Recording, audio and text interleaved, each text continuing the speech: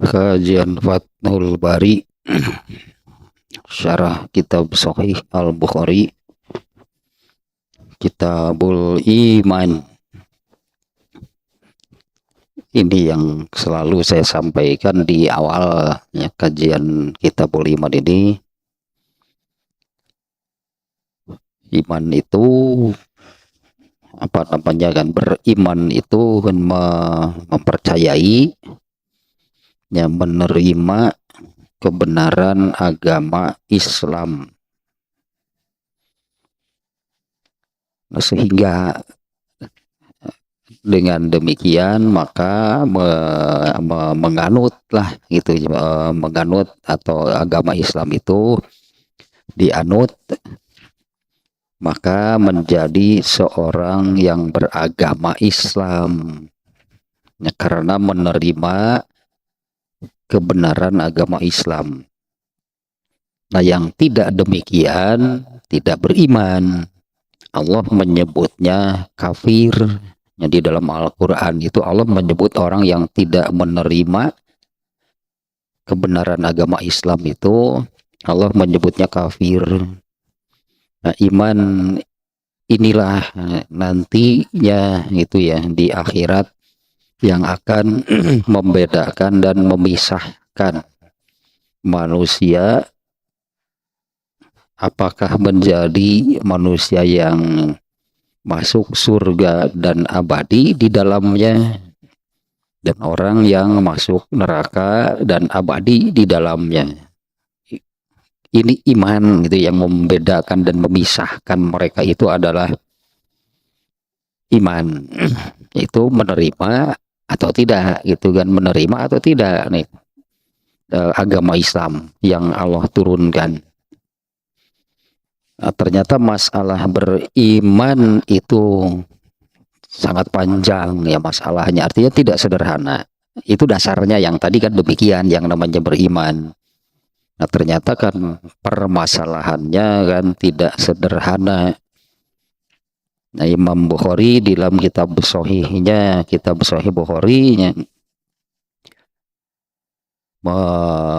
mengadakan gitu ya khusus pembahasan tentang iman, yaitu dengan judul besar Kitabul Iman, yang ternyata sangat panjang pembahasannya. Ya, artinya kan tidak sederhana, tidak mudah ya, yang namanya beriman gitunya dengan makna dasar seperti yang tadi, itulah yang namanya beriman. Nah, masih bab ke-13. Jadi ini bukan mengulangnya, memang ini belum selesai gitu kan. Bab ke-13 ini belum selesai. Babnya adalah sabda Nabi. Yang berarti kan Imam Bukhari mengutip redaksi hadis dijadikan judul. Nah ya, dalam bab ke-13 ini judulnya adalah bab sabda Nabi, ana a'lamukum billah. Akulah orang yang paling berilmu. Nah, ini nih di sini masalahnya gitu kan. Akulah orang yang paling berilmu tentang Allah. Nah, kemudian Imam Bukhari menambahkan dalam judulnya ini ya, selain kutipan hadis yang barusan, kemudian Imam Bukhari menambahkan sekaligus untuk menyimpulkan itu dari hadis dari sabda Nabi tersebut, wa annal ma'rifata fi'lul qalbi. Ini nih yang penting nih dimunculkan oleh Imam Bukhari ya. Dan berilmu. Nah, karena di dalam redaksi hadisnya kan Rasulullah menyabdakan, akulah orang yang paling berilmu tentang Allah. Artinya kan paling paham, paling mengerti tentang Allah. Nah, Imam Bukhari memunculkan kesimpulan dari sabda Nabi tersebut, berilmu itu fi'lul qalbi, itu adalah amal hati. Nah, ini maksud Imam Bukhari di sini adalah amal hati gitu ya. Berilmu itu adalah amal hati. Nah, sementara kan yang awal tadi yang namanya beriman itu kan mempercayai dan menerima kebenaran agama Islam. Nah, itu amal hati, itu bagian hati, bukan bagian jasad. Nah, termasuknya berilmu itu amal hati, yang dimana yang dihisab dari manusia di akhirat itu adalah amal. Berarti yang dihisab gitu kan oleh Allah dari manusia pada hari kiamat bukan hanya amal anggota badan, bukan hanya amal jasad, pokoknya amal. Nah, termasuk di sini Imam Bukhari menyebutkan berilmu itu adalah amal hati, itu juga termasuk yang dihisab. Itu termasuk yang dihisab nih. Di antaranya nih Imam An-Nawawi mengatakan ya, terkait dengan hadis tersebut. Nah, Imam Bukhari mengatakan, Imam An-Nawawi mengatakan, nah dan juga nih ya Imam Bukhari kan ini di judulnya juga nih tambah sedikitnya, Imam Bukhari kan memasukkan ayat, potongan ayat, ya, kutipan ayat surat Al-Baqarah 225, yaitu walakin yu'akhidzukum bima kasabat qulubukum. Akan tetapi Allah akan menyiksa kalian bima kasabat qulubukum, karena apa yang diamalkan oleh hati kalian. Nah, jadi ayatnya pun memang ada artinya kan yang menerangkan demikian, bahwa amal hati itu akan dihisab. Jadi ayatnya ya ayat Al-Baqarah 225. Walakin yu'akhidzukum bima kasabat qulubukum. Akan tetapi Allah akan menyiksa kalian karena apa yang telah diamalkan oleh hati kalian. Tambahanlah sedikitnya. Dan ini mungkin kalau untuk menghindari perbuatan dosa dalam arti amal anggota badan nih, dosanya itu karena amal anggota badan. Ini mungkin orangnya bisa jadi keburu sadar, katakanlah bahwa ini nih yang akan dilakukan itu dosa, kemudian menghindar. Yang sulit, lebih sulit itu adalah bagaimana supaya tidak berdosa karena amal hati. Itu lebih sulitnya, bagaimana supaya tidak berdosa gitu karena amal hati. Karena sampai sini kan berarti amal itu ada dua. Seperti juga kan hadisnya kemarin sudah saya bacakan. Walakin yanzurullahu ila a'malikum wa qulubikum. Akan tetapi Allah itu akan menilai dan memberi balasan kepada kalian itu berdasarkan amal dan hati. Amal dua-duanya ternyata. Allah akan memberi balasan itu berdasarkan amal jasad, anggota badan kalian, dan amal hati kalian. Nah, mana yang lebih sulit? Kalau untuk menghindari, sebutlah mungkinnya, kalau untuk menghindari perbuatan dosa yang dilakukan oleh jasadnya ini lebih mudah dibandingkan dengan bagaimana tidak berdosa, hanya menghindari dosa yang dilakukan oleh hatinya, itu lebih berat, lebih sulit. Nah, ini Imam An-Nawawi terkait bab barusan, terkait bab seperti itu, Nah, di mana Imam Bukhari sudah memunculkan kan annal ma'rifata fi'lul qalbi, berilmu itu adalah amal hati. Ini salah satu contohnya nih, berilmu itu adalah amal hati. Yang artinya kan semakin atau bukan semakin sih ya, dalam hal ini nih ya teruslah jangan berhenti karena memang wajibnya seumur hidup kan, wajibnya seumur hidup nih. Jadi jangan berhenti mempelajari, mendalami ajaran Islam. Sehingga kan jadinya kan berarti kan terus bertambah ilmu itulah. Jangan berhenti kan mempelajari, mendalami ajaran Islam sehingga terus bertambah ilmunya. Nah, itu amal soleh yang dilakukan oleh hati. Berdasarkan sabda Nabi, akulah orang yang paling berilmu tentang Allah. Berarti Nabi itu amal hati dalam hal berilmu tentang Allahnya, Nabi yang paling banyak. Ini kan yang tidak bisa dikejar sebutnya. Ini yang tidak bisa dikejar oleh siapapun. Karena Nabi lah yang paling berilmu. Artinya siapa yang lebih tahu tentang Allah dibanding Rasulullah? Itu ada pahalanya. Rasulullah menyebutkan aku yang paling berilmu tentang Allah. Paling besar berarti pahalanya. Pahala yang dilakukan oleh hati berarti. Karena Imam Bukhari sudah memunculkan annal ma'rifata fi'lul qalbi. Nih Imam An-Nawawi mengatakan demikian nih. Ayatnya tadi juga sudah saya bacakan kutipan ayat surat Al-Baqarah ayat 225.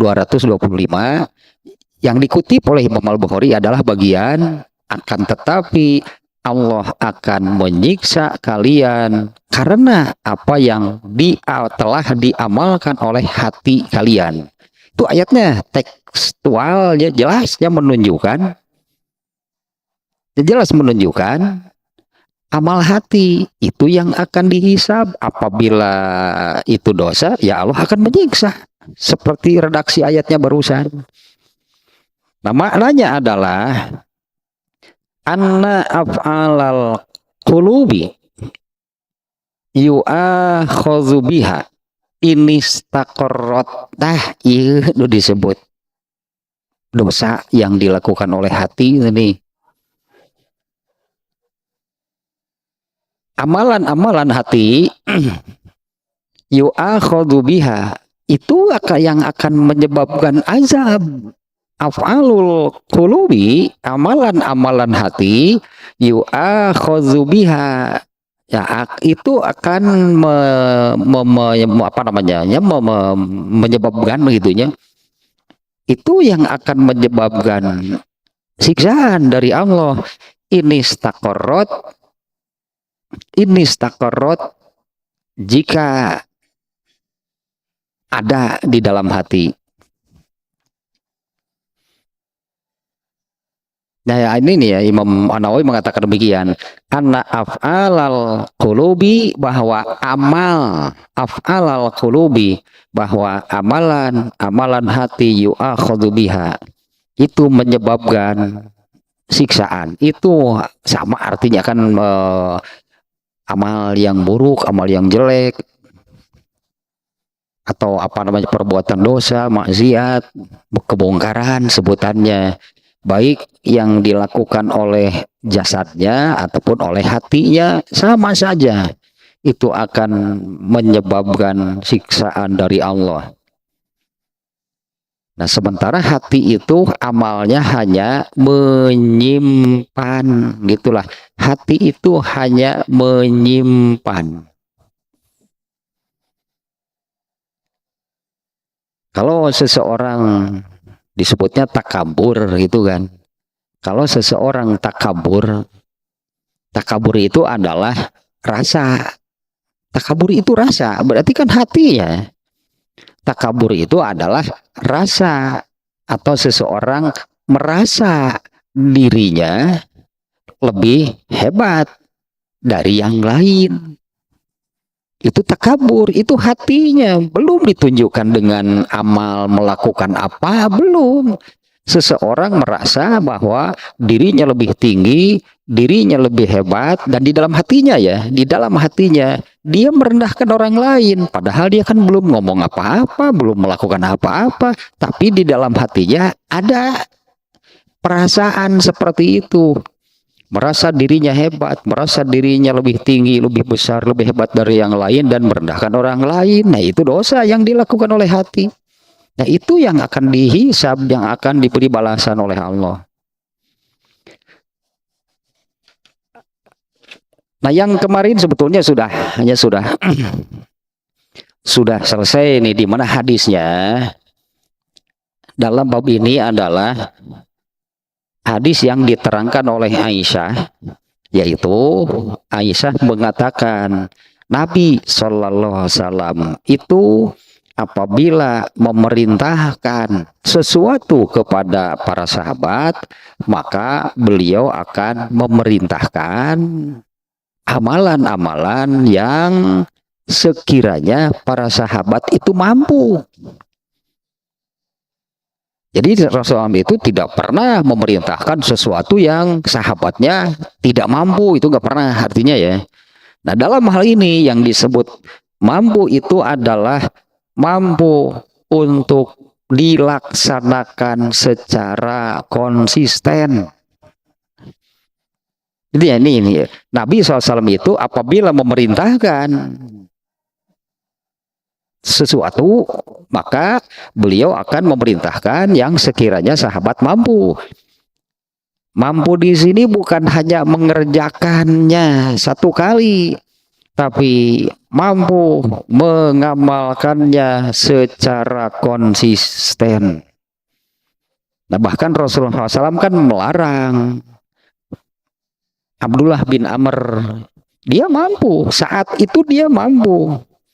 Setiap malam, sholat malam sepanjang malam, tiap hari melakukan demikian. Sholat malamnya sepanjang malam, berarti tidak tidur sih sama sekali. Besok harinya saum. Nah, kan Rasulullah menegur, tidak boleh seperti itu. Mau kuat sampai kapan? Ini tidak akan konsisten nih kalau seperti ini. Sehingga Rasulullah SAW kan melarangnya, jangan seperti itu. Siapa tahu kamu itu diberi umur panjang. Saat itu benar mampu, karena masih muda, badan masih kuat, sholat malam sepanjang malam tanpa tidur dilakukan tiap malam. Mungkin perkiraan Rasulullah paling kuat juga kamu ini 2 minggu, 2 bulan. Setelah itu tipes, gering, merusak badannya kalau demikian. Nah, Rasulullah SAW itu mencegahnya dari hal seperti itu. Benar kalau antusias, semangatnya, kesungguhannya tinggi, benar. Tapi kan konsistensinya harus diperhatikan. Benar bisa konsisten demikian. Kalau sholat malam sepanjang malam, kuat berapa lama? 2 minggu paling kan. Iya, kemauannya masih tinggi, badannya sudah rusak. Badannya tidak kuat, rusak badannya karena diperlakukan demikian. Nah, ini yang oleh Rasulullah SAW dicegah gitu, dilarang, jangan sampai demikian. Berarti kan Rasulullah SAW itu menginginkan, bukan hanya sahabatnya, menginginkan kaum muslimin lah seluruhnya. Kalau beramal itu, beramallah yang konsisten. Ya masa sih amal soleh usum-usuman? Ya kan masa demikian kan? Masa sih beramal soleh usum-usuman, kekapengan, kadang melakukan, kadang enggak. Bahkan lebih banyak tidak melakukannya. Wah, enggak benar nih kalau begini gitu kan. Enggak benar kalau begini. Nah, ini yang dimaksudnya Rasulullah SAW itu apabila memerintahkan kepada para sahabat, beliau akan memerintahkan yang sekiranya sahabat bisa mengamalkannya secara konsisten, berkesinambungan, kontinu.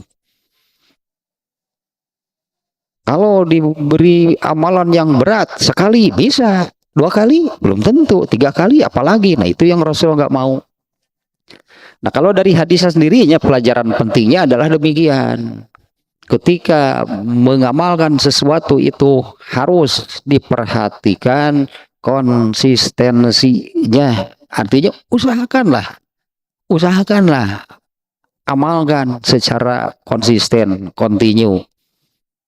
Ya, Rasulullah tidak menghendaki kan umatnya itu, demikianlah mungkinnya bisa disimpulkan, Rasulullah itu tidak menghendaki umatnya itu kalau beramal, wah semangat beramal, tapi baru 2-3 kali hilang, tidaklah beramal. Itu yang Rasulullah ya tidak menghendaki demikian. Nah sekarang nih dari bab tersebutnya ini yang katakan ini bukan mengulang kan, karena memang belum selesai kajian dari Fathul Bari-nya gitunya, belum selesai. Bab ke-13-nya ada yang barusan. Nah sekarang ini yang terakhir lah itunya dari bab ke-13 ini, yaitu kesimpulan-kesimpulan yang dimunculkan oleh Ibnu Hajar al-Asqalani, penulis kitab Fathul Bari ini. Berarti ini bukan Bukhari, isinya ini bukan Bukhari, ini Ibnu Hajar al-Asqalani memunculkan kesimpulan-kesimpulan dari bab ke-13 ini. Ya, di mana bab ke-13 ini adalah tentang berilmu itu adalah amal hati. Nah, ini kan yang sebetulnya jarang diperhatikan. Ya mungkin karena ketidaktahuan. Dikiranya yang disebut amal itu hanya amal anggota badan, amal jasad. Padahal itu kan mana ada amal jasad yang bukan berasal dari hati. Hati itu sebagai sumbernya di situ juga apa yang ada di dalam hati itulah yang akan dihisab sebagai amal dan diberi balasan. Ya, apa yang ada di dalam hati itu akan dihisab dan diberi balasan. Contohnya yang barusan ini perlu dan penting ya untuk ditekankan ya. Dengan contoh sekali lagi, seseorang yang di dalam hatinya merasa bahwa dirinya tinggi, dirinya hebat, lalu dia membandingkan dengan orang lain, dan benarlah menurut dirinya dia lebih tinggi, dia lebih hebat, lebih besar dari yang lain, sehingga dia merendahkan orang lain. Padahal dia nggak ngomong apa-apa, nggak melakukan apa-apa. Di dalam hatinya ada yang seperti itu. Nah itu dosa, berarti itulah amal hati. Kalau kemudian dia memunculkan hinaan, dia mengeluarkan hinaan, merendahkan orang lain, baik melalui ucapan ataupun perbuatan. Nah, di mana kan hinaan, merendahkan orang lain berupa ucapan atau perbuatan, ini kan akibat dari takabur yang ada di dalam hati. Dosa takabur yang pokok itu ada yang ada di dalam hatinya. Ya, dosa takaburnya itu yang ada di dalam hatinya. Kalau kemudian dia mengucapkan sesuatu menghina orang lain, ini dosa tambahan. Karena omongan, ucapan yang menghina dan merendahkan orang lain itu kan karena ketakaburan, dorongan dari ketakaburan yang ada di dalam hati. Jadi yang pokok itu adalah apa yang ada di dalam hati, bukan ucapan atau perbuatan. Ya bukan ucapan atau perbuatan. Mana mungkin orang menghina orang lain kalau di dalam hatinya tidak ada takabur, mustahil. Tapi orang yang ada takabur di dalam hatinya belum tentu dia keluarkan jadi ucapan atau perbuatan, tetap saja dosa. Ya tidak diucapkan. tapi dia simpan saja di dalam hatinya gitunya bahwa si anu itu rendah, jelek dan sebagainya. Ya itu yang namanya takabur, padahal dia nggak ngomong apa-apa. Nih kesimpulannya nih. Sayang dia untuk dilewatkan. Ibnu Hajar al-Asqalani ini memunculkan kesimpulan dari bab ke-13 ini.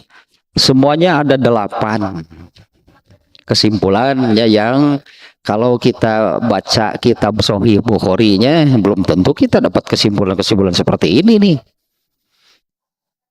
Yang pertama kesimpulannya, al-a'malu sholihatu turokki sohibaha ilal marotibi saniyati min rob'id darajati wa mahwil khotoya. Amal soleh, ini amal al-a'malu sholihat, semua karena ini jamaknya ya, semua amal soleh turokki sohibaha ilal marotibi saniyah, itu akan mengangkat pemiliknya, pelakunya lah gitu ya. Semua amal soleh itu akan menaikkan, mengangkat pelakunya kepada tingkatan atau derajat yang tinggi. Artinya berderajat tinggi, mulia sebutannya, menjadi seseorang yang ya derajatnya tinggi, menjadi seorang yang mulia. Kalau dikaitkan itulah ya, kalau dikaitkan dengan nanti di akhirat, orang ini akan menempati tingkatan surga yang tinggi oleh Allah, ditetapkan. Artinya ya, orang yang berderajat tinggi, orang yang mulia, berarti oleh Allah akan diberi tingkatan surga yang tinggi. Dari sekian banyak, 100 bahkan itunya disebut angkanya, dari 100 tingkatan surga. Orang-orang yang berarti kan orang-orang yang banyak beramal soleh. Karena hanya ini sebetulnya, karena hanya amal soleh lah yang akan menjadikan seseorang itu lebih baik dibandingkan dengan yang lain. Ini nih yang membedakan, yang menyebabkan, yang membedakan seseorang itu disebutnya menjadi lebih tinggi derajatnya, lebih mulia kedudukannya adalah karena amal solehnya. Ya artinya yang, ya berarti kan di sini kan tersirat, berarti kan ya yang banyaklah beramal soleh, dan kalau beramal soleh, ya berarti seperti itu kan ini, maka banyak-banyaklah beramal soleh. Dan kalau beramal soleh, nah ini bab ke-13 demikiannya, hadisnya adalah beramallah dengan konsisten. Ya karena kan Rasulullah tadi kan, Rasulullah itu tidak mau kan memberi amal kepada para sahabat yang berat sehingga mereka mampu melaksanakannya itu paling hanya 1, 2, 3 kali, setelah itu terasa berat, jadi kan tidak konsisten. Nah ini kesimpulan pertama demikian ya nih, semua amal soleh itu menaikkan derajat pelakunya atau yang mengamalkannya, min rof'id darajati wa manhil khotoya wa mahwil khotoya, derajatnya dinaikkan, kemudian dosanya dihapus. Nah adapun semua amal soleh, ya semua amal soleh itu akan menjadi penghapus dosa, itu terdapat di surat Hud ayat 114. Nah, Allah memang menyatakan demikian ya, semua amal soleh itu akan menjadi penghapus dari dosa.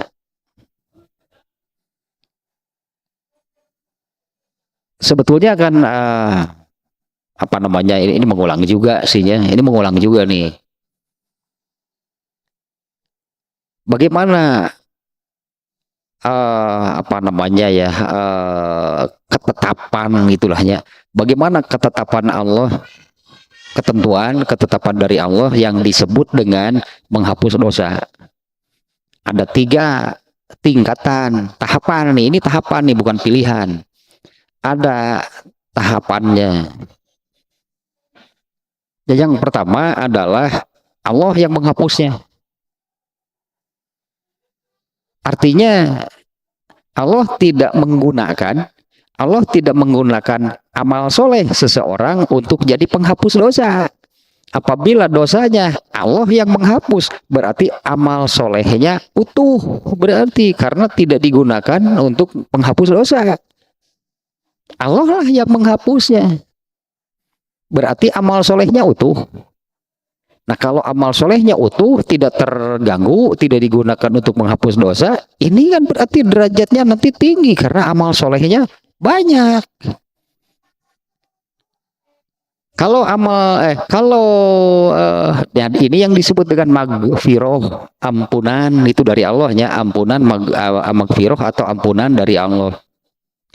Apabila Allah tidak memberi ampunan, baru ini tahap kedua, Allah akan menggunakan amal soleh yang dimiliki seseorang untuk menghapus dosanya. Terhapuslah dosanya dengan menggunakan amal soleh. Berarti kan amal solehnya akan berkurang. Karena sebagian digunakan untuk menghapus dosanya. Kalau amal solehnya tidak cukup, nah, akan ada berarti di manusia seperti ini nanti. Ampunan dari Allah tidak didapat.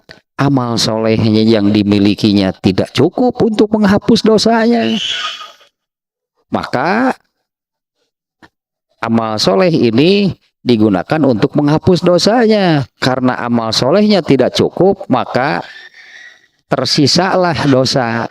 Karena tidak terhapus semuanya berarti kan. Karena amal solehnya tidak cukup. Ampunan dari Allah tidak ada. Amal solehnya tidak cukup. Setelah digunakan untuk menghapus berarti masih ada dosa yang belum terhapus. Nah, ini akan dibersihkan di neraka. Jadi 3 penghapus dosa itu. 1 ampunan dari Allah. Kalau tidak didapat dengan amal solehnya sendiri, kalau tidak cukup maka akan dibersihkan di dalam neraka. Nah, itunya membersihkan dosa. Karena seseorang itu baru bisa masuk surga setelah bersih. Karena surga tempat yang bersih, sementara dosa itu kotor. Ya bisa orang masuk surga kalau masih ada dosanya, harus bersih dulu. Nah, bagaimana bersihnya? Nah, 3 tahapannya.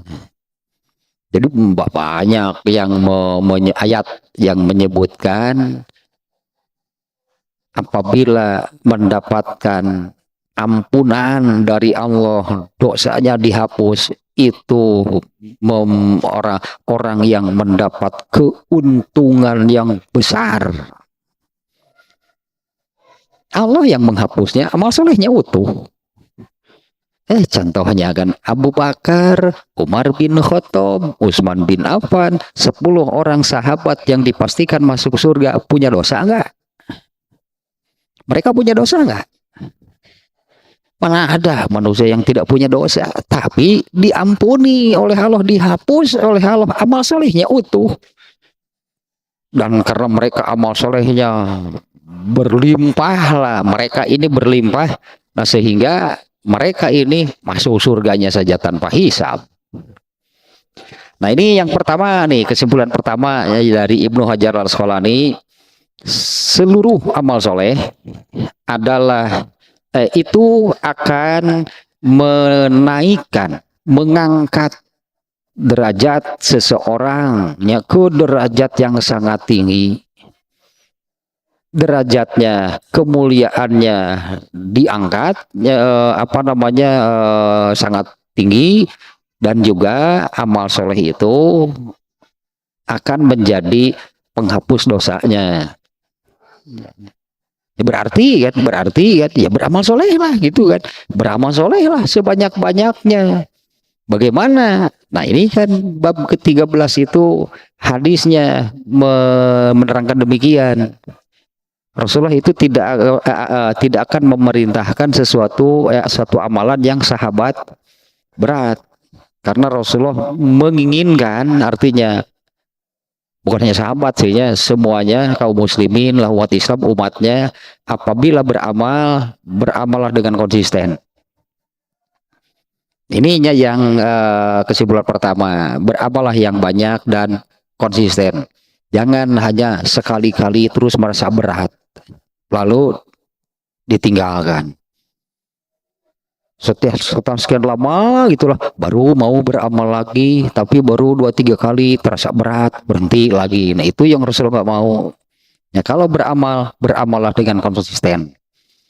Kemudian yang kedua nih,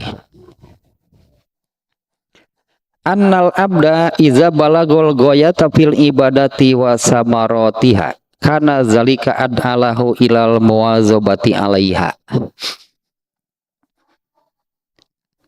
Seorang hamba, seorang hambanya, iza balagol goyata fil ibadati wa samarotiha, apabila sudah mencapai puncak ibadah dan buahnya. Ini kan kita imannya di bab tentang halawatul iman, ya, tentang halawatul iman, bahwa manisnya, nikmatnya iman. Kalau berimannya kan hati, yang beriman itu kan hati.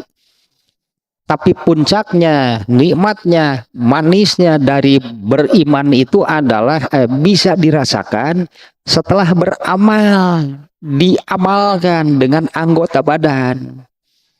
Nah, beribadah dengan anggota badan ini, itulah ya, apabila sudah sampai kepada puncaknya, nah puncaknya itu yang konsisten.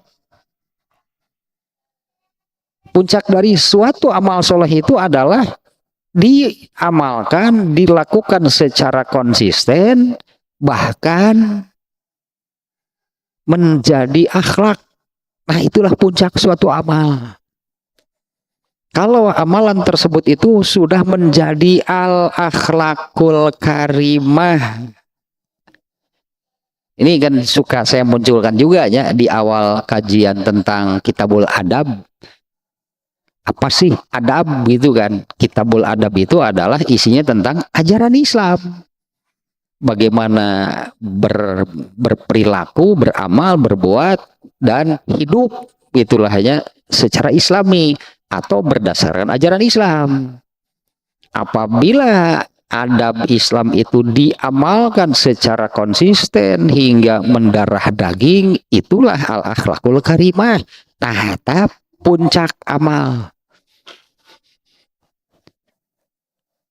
Ya, seseorang itu apabila sudah mencapai puncak dari suatu ibadah dan manisnya, nikmatnya sudah terasa, itulah ya, apabila sudah mencapai puncak suatu ibadah dan manisnya, nikmatnya ibadah itu sudah terasa, karena zalika ad'a lahu ilal muwazabati alaiha, itu akan mendorong dirinya untuk menjaga, memelihara amal tersebut, karena kan sudah terasa nikmat dan manisnya beramal. Kalau sudah terasa manis, nikmatnya beramal, kan nggak mau kehilangan kenikmatan. Karena siapapun lah ya, kan siapapun tidak mau kalau kehilangan kenikmatan, tidak mau kehilangan sesuatu yang sudah dirasakan manis dan nikmatnya. Maka ini sangat besar berartinya dorongan untuk tetap memelihara dan menjaga amal tersebut.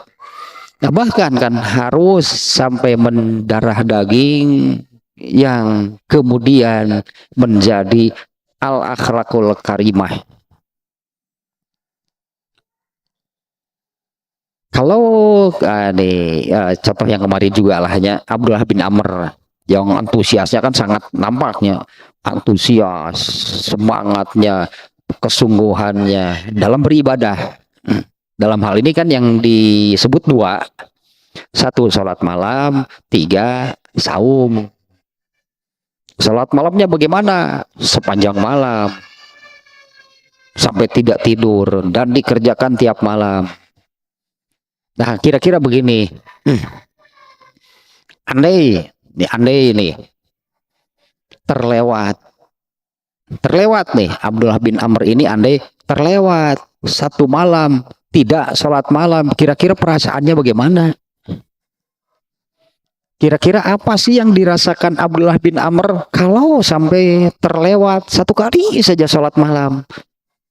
Gimana kan antusias, itu kan antusias, semangat, kesungguhan sholat malamnya kan sampai seperti itu, sampai mengorbankan sampai tidak tidur itu sama sekali, setiap malam dilakukan demikian. Coba kita bayangkan kalau satu kali saja terlewat sholat malam, apa sih yang dirasakan Abdullah bin Amr? Itu kan berarti dia merasa kehilangan sesuatu yang sudah terasa manis dan nikmatnya. Saya kira kan menyesalnya setengah mati lah, mungkin kita menyebutnya, pasti menyesalnya setengah mati. Sehingga curi kena turun menen aduh menen kaliwat saputing dah salat malam. Terus saja mungkin membayangi. Ya itulah kalau sudah ibadah itu apabila sudah sampai kepada puncaknya, sudah terasa manis dan nikmatnya beribadah. Nah, ibadah yang sudah demikian ada alahu ilal muwazabati alaiha, itu pasti akan mendorong untuk menjaganya sekuat tenaga, artinya untuk terus dipelihara, dipertahankan, diamalkan secara konsisten. Nah, kita bisa mengambil kesimpulan kebalikan.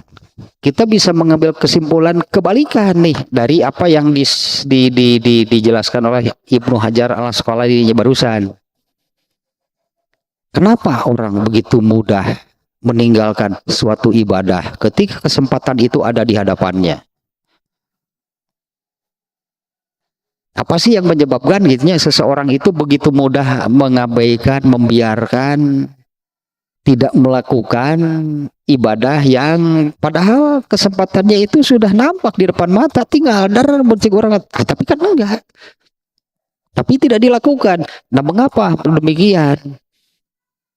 Kalau dari penjelasan Ibnu Hajar al-Asqalani artinya memang orang itu belum berartinya belum merasakan manis dan nikmatnya ibadah. Kalau yang sudah terasa nikmatnya pasti tidak mau. Sebetulnya kan dalam urusan apapun nih manusia kan demikian. Apabila sesuatu yang sudah terasa nikmatnya pasti tidak mau dia lewatkan. Itu karakter manusia. Apabila sesuatu itu yang sudah terasa itu nikmatnya, nah ini contoh mudah nih. Anak-anak lah, kita ambil contoh anak-anak misalnya. Dulu masih ketika saya sendirilah ya masih anak-anak juga nih hal seperti ini benar, guys rasa nikmatnya. Misalnya karena hobi nih, karena hobi main bola, maka dalam kondisi apapun kalau ayo main bola pasti berangkat, mau panas ke mau hujan ke mau bagaimanapun. Nah, karena sudah terasa nikmat kalau main bola itu nikmat. Kemudian tidak bisa main bola karena sedang sakit, sementara kawan-kawannya yang lain yang sehat main bola kan.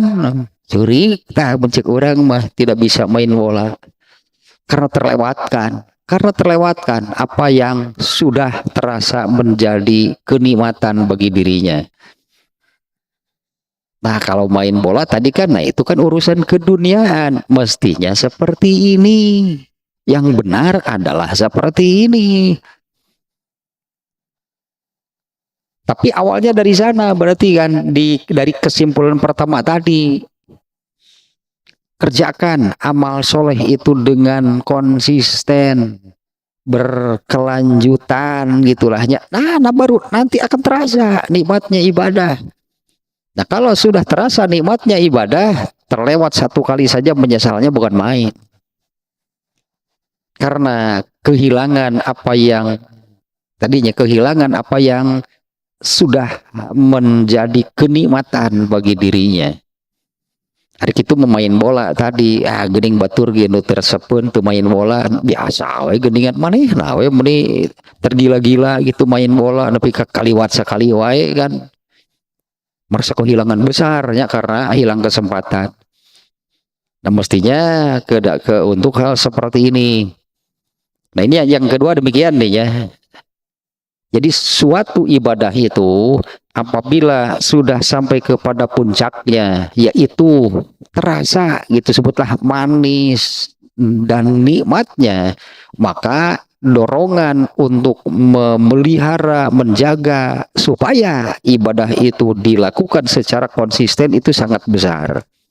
Ya, karena pada dasarnya tadinya manusia itu tidak mau terlewatkan sesuatu yang mendatangkan gitulah kenikmatan, kebahagiaan bagi dirinya. Kemudian yang ketiga, al-wuqufu inda ma hadda syari'u min azimatin wa rukhsatin wa i'tiqadi annal akhdha bil arfaqil muwafiqil li syar'i aula minal asyaqqil mukhalifi lahu. Kesimpulan ketiga, berhenti apa di sininya ma hadda syari'u, berhenti dari apa yang dibatasi, apa yang dilarang oleh Allah, oleh di sini pembuat syariat yaitu Allahnya. Berhenti itu dari apa yang telah dibatasi oleh Allah atau yang dilarang oleh Allah. Nah, kesimpulan ini diambil dari Abdullah bin Amr lah katakannya. Abdullah bin Amr itu kemudian kan dilarang oleh Rasulullah, jangan seperti itu. Yaitu kan sholat malam tiap malam sepanjang malam. Karena Rasulullah kemudian melarang, jangan seperti itu, karena itu sudah keluar batas, melampaui batas yang ditetapkan oleh Allah. Apanya di sini yang melampaui batas? Mengerjakan sholat malam sampai tidak tidur. Nah, itu melampaui batas. Ya, kalau sholat malam dikerjakan tiap malam, tidak mau terlewatkan, itu benar menurut syariat. Tapi kalau pelaksanaannya seperti Abdullah bin Amr, dikerjakan sepanjang malam sampai tidak tidur, nah itu sudah melampaui batas pelaksanaan yang demikian. Nah, kesimpulan nih yang ketiga nih ya, berhenti gitu ya, berhenti apabila ternyata ini melampaui batas nih. Berarti kalau melampaui batas itu justru kena oleh apa yang dilarang oleh Allah. Itu adalah lebih baik daripada memaksakan diri, ya itu lebih baik, dan beramal dengan apa yang mudah tapi sesuai gitu, mudah tapi sesuai, tidak melampaui batas, dibandingkan dengan yang terasa berat, memaksakan diri tapi akhirnya kepayahan. Wah, ini amal ini besar nih, amalnya berat, pahalanya besar, mau nih mengerjakan amal seperti ini. Ya tapi kan akhirnya kepayahan, kemudian berhenti. Mending yang kecil-kecil tapi konsisten. Itu kan mending yang kecil-kecil. Makanya kan Rasulullah akan memerintahkan sesuatu yang sekiranya mereka mampu untuk mengamalkannya secara konsisten. Berarti ini kan yang dituntut itu oleh Allah. Apabila beramal, ya beramallah dengan konsisten. Jangan sekali dua kali beramal, yuk menunjukkan gairah semangat yang tinggi. Baru 2-3 kali beramal, berhenti. Bisa jadi berhentinya karena kepayahan. Karena yang dipilihnya adalah amal yang berat. Dengan pikiran, wah dengan amal yang berat melaksanakannya ini pahalanya pasti besar. Tapi kalau tidak konsisten, nah itu yang ya Allah nggak suka. Ya masa beramal soleh, sebut nanti kan, masa beramal soleh kakapengan? Apa itu kakapengan?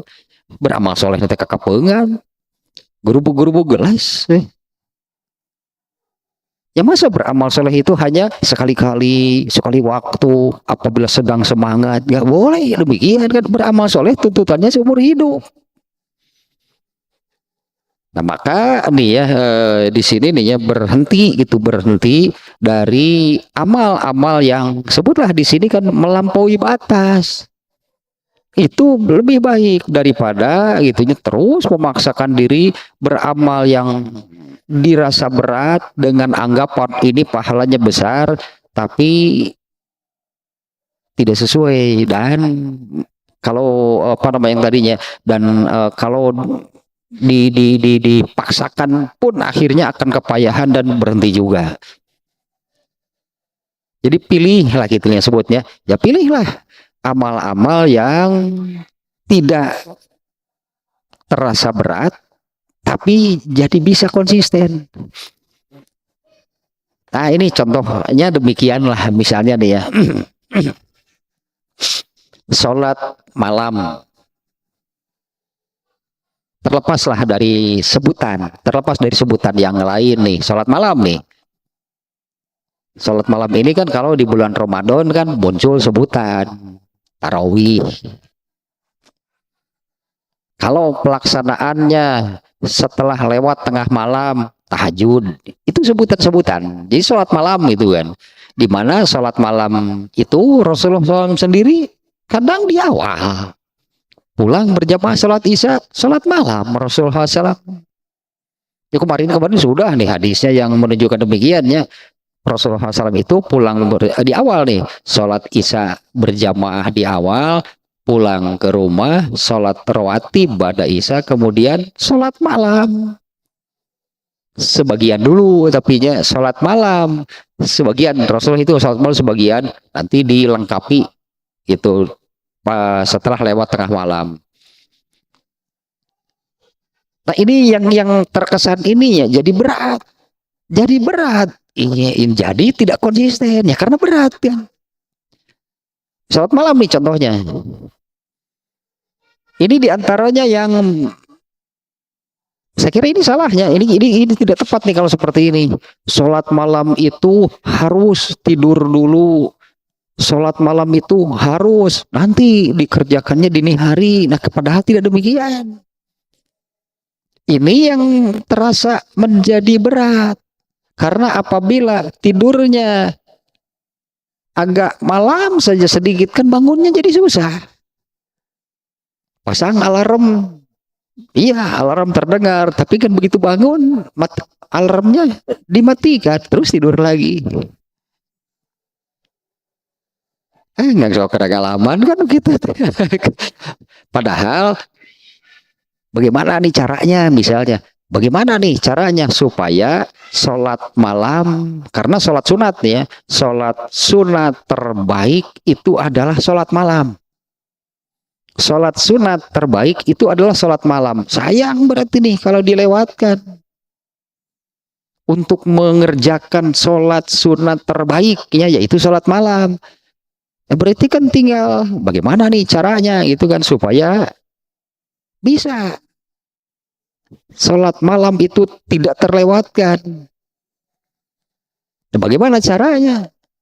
Kalau yang tadi terasa berat untuk bangun dini hari kemudian sholat malam, kalau terasa berat ya ganti berarti.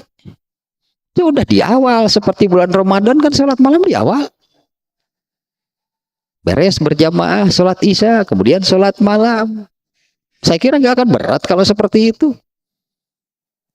Memang bukan di waktu yang terbaik, karena yang terbaiknya setelah lewat tengah malam. Tapi kan untuk supaya konsisten bagaimana? Kalau dikerjakannya, ya orang yang sudah membiasakan diri hingga biasa juga ada orang yang demikian ya. Tapi ada saja gitu kan terlewatnya. Bahkan sudah dipasang alarm saja kan, kadang-kadang alarmnya kan nggak kedengaran. Ketika alarmnya terdengar karena ngantuk sangat kan, matikan alarmnya, kemudian tidur lagi. Bangun jam 8 pagi. Kumaha tuh gitu mah. Baru-baru salat malam, subuhnya saja kesiangan. Nah ini kan sebutnya teh, ya mau cobalah. Bagaimana caranya gitu kan supaya sholat malam itu bisa konsisten tapi tidak terasa berat. Di antara lahnya kemungkinannya, kenapa tidak dikerjakan di awal seperti bulan Ramadan? Kalau di bulan Ramadan kan orang sholat malamnya di awal kan, dan dikerjakan berjamaah. Hanya kalau di luar bulan Ramadan nggak boleh berjamaah. Ya kerjakanlah di rumah sendirian, beres sholat isya, kemudian sholat malam seperti di bulan Ramadan, pasti bisa, nggak akan terlewat. Karena ininya yang ini kesimpulan ke duanya demikian nih ya. Kesimpulan ketiga. Jadi berhenti itunya dari melakukan yang sesuatu yang ini berat nih, ternyata benar saja nih ya, karena berat akhirnya kepayahan, jadi apa namanya, ada keengganan, kemalasan, dan dipaksakan juga memang nggak sanggup, ya berarti berhentilah kalau demikian, jangan dengan cara seperti itu. Bagaimana nih supaya terasa ringan sehingga bisa konsisten? Nah contohnya sholat malam yang barusan. Bagaimana supaya sholat malam itu bisa konsisten? Ternyata nih kalau dengan cara demikian, misalnya sholat malamnya dini hari, bablas deui, tungtung nanti sudah dipasang alarm tetap nggak bangun, akhirnya tidak sholat malam. Nah ini kan jadi tidak konsisten. Nah bagaimana supaya bisa konsisten? Kerjakan di awal seperti yang suka dikerjakan di bulan Ramadan ya, karena waktu untuk mengerjakan sholat malam itu boleh jam berapapun asal sudah mengerjakan sholat isya. Ya sholat malam nih ya, boleh dikerjakan jam berapapun asal sudah mengerjakan sholat isya. Masa sih sholat malam dulu isyanya belum, liur teman. Sholat isya, sholat malam diperhatikan, sholat isyanya enggak, yang wajib tentu, yang lebih harus yang pokok, yang diutamakan justru yang wajib. Nah ini itu contohnya, itu contoh nih apa namanya yang sesuai lah dengan dengan isi hadis bab ke-13 ini, yang intinya adalah Rasulullah SAW itu kalau memerintahkan kan sesuatu yang sekiranya sahabat akan mampu mengamalkannya secara konsisten, karena itu yang diminta, itu yang diinginkan oleh Allah. Kalau beramal soleh, beramalah seumur hidup bahkan. Dan masa kan beramal soleh itu hanya sekali-kali, kan bukan itu kan yang dikehendaki oleh Allah ya. Ini yang diharapkan lah itunya. Dan di sini juga nih oleh Ibnu Hajar Al Asqalani ini dimunculkan nih hadis ini. Inna ahabbal a'mali in ilallahi adwamahu wa in qalla. Sesungguhnya amal yang paling dicintai oleh Allah, dengan catatan nih, amal yang dicintai oleh Allah artinya Allah akan memberi pahala yang besar karena Allah suka gitu kan, karena Allah gembira, Allah suka gitu kan dengan amal seorang hamba. Kalau Allah merasa suka, Allah menggembira, Allah mencintai amal seorang hamba, maka Allah akan memberi.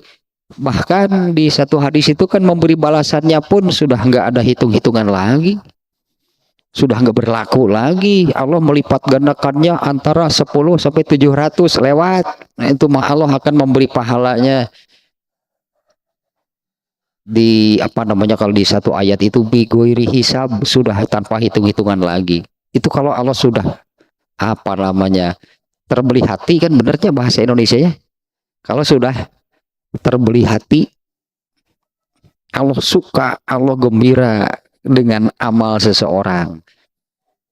Nah, amal yang paling dicintai, disukai oleh Allah itu adalah inna ahabbal a'mali ilallah. Sesungguhnya amal yang paling dicintai, disukai oleh Allah adalah adwamuha, amal yang dawam, amal yang konsisten dikerjakannya, wa in qalla, meskipun itu amalan-amalan yang kecil.